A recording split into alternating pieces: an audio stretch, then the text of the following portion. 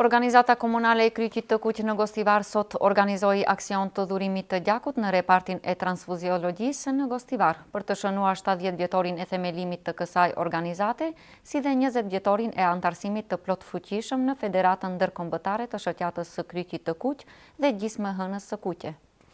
Kryqi i Kuq i Republikës së Maqedonisë sot shënon 70 vjetorin e themelimit dhe 20 vjetorin e antarësimit të plot fuqishëm në Federatën Ndërkombëtare të Shoqatës së Kryqit të Kuq dhe GJSMHN-së së Kuqe.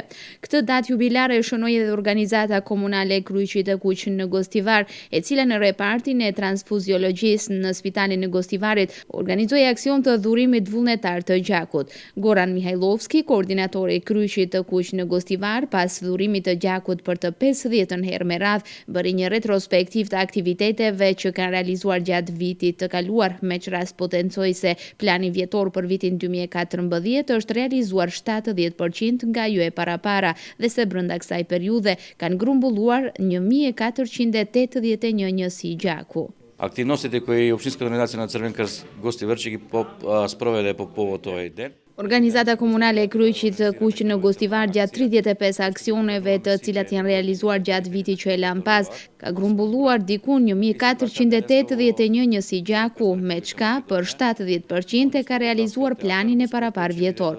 Për vitin 2015 janë parapar po ashtu 35 aksione të dhurimit vullnetar të gjakut dhe rritje për 15% të dhuruesve vullnetar, apo numri njësive të gjakut që është parapar të grumbullohen është rreth 1500, thot Mihajlovski.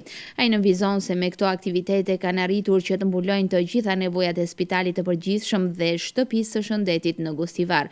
Ai edhe një herë apeloi tek popullata e shëndosh që të dhurojnë gjak në mënyrë vullnetare, duke u bërë pjesë e personave human që nuk kursejnë asgjë nga vetja për të shpëtuar jetët e njerëzve në nevojë. Да искористам оваа прилика да упатам еден апел до сите оние здрави.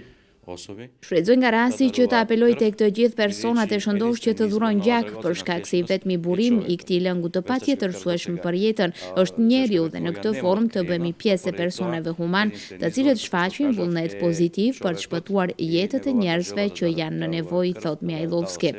Ai nënvizon se popullata e re në Gostivar nga viti në vit rrit interesimin për gjak dhurim. Kjo sidomos vërehet më shumti tek shkollarët e mesëm, ku vetëm në një shkollë për një aksion grumbullohen deri më 100 njësi gjaku, duke shënuar edhe rekord në nivel të shtetit. Ndërkaq për sa u përket institucioneve, më së miri qëndron stacioni policor në Gostivar, nga ku në nivel vjetor grumbullohen deri më 200 njësi gjaku.